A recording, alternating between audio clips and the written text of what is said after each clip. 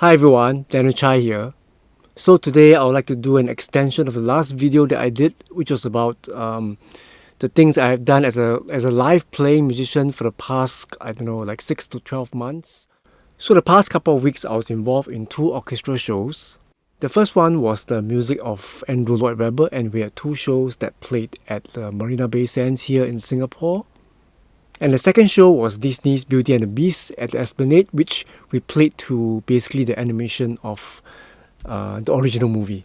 Now, I do get feedback from people saying that they do enjoy the behind-the-scenes videos that I do, but it's not always possible for me to do behind-the-scenes video recording for various reasons. Could be just logistics. I'm bringing a lot of stuff most of the time, 2-3 guitars, my effects, the setting up, the tearing down. A lot of times I do not have time to put up a camera, and sometimes because it's just basically copyright reasons or for privacy reasons, and some people do not wish to have their shows recorded backstage, and so on and so forth. I guess you can kind of guess the reasons why sometimes it's not possible to record a particular show that I'm involved in. And previously I did do an episode of behind the scenes of an orchestral show as well, but I spent more time talking about the logistics of putting together what to bring logistically for the show, like the guitars, the effects and stuff like that. It's much more than the music production itself.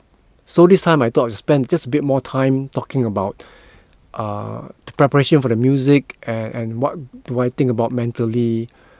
And hopefully this will help someone who is preparing for a similar kind of show, or at least just to give you an idea what goes behind the scenes, maybe even a few weeks before going to rehearsals for the show. So usually once we are contracted for a show like this, we will send the music. So most of the time nowadays, they do allow us to have the soft copies of the music. But there are some productions whereby you're not even allowed to have a soft copy of the music, and you only get to see the music actually on the day of the rehearsal. That still happens for some of these orchestral shows because obviously for copyright reasons or licensing reasons, they don't release the music beforehand.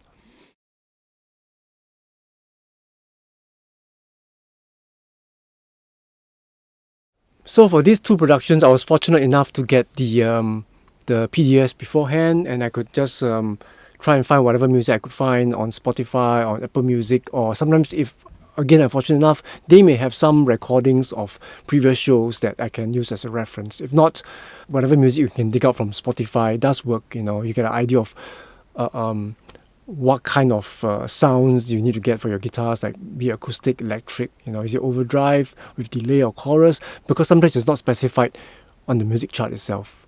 So anyway, once I get a PDF, I load it up to my iPads. I have 2 iPads, so I say iPads.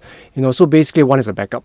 And what I do is I kind of go through the music as soon as I can. So if there's any problems or discrepancies, I can get back to the whoever's the producer or the person managing the music. So most of the time, by the time I get to the first rehearsal, I'm pretty prepared in terms of knowing the music pretty well, getting the kind of sounds that's very close to what I think might be required.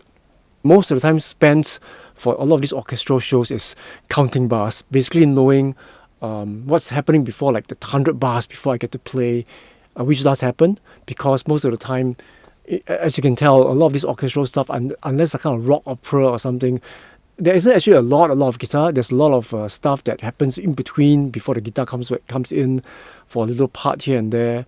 So a lot of times actually what happens is really getting familiar with the conducting, the way the conductor conducts, knowing who's playing, what's happening in the music before the guitar comes in. So anyway, this is just a little video to kind of talk about the kind of process that goes through a lot of these orchestral shows, or even other session work that I do for that matter. Anyway, just enjoy whatever little videos I have here, and see you next time.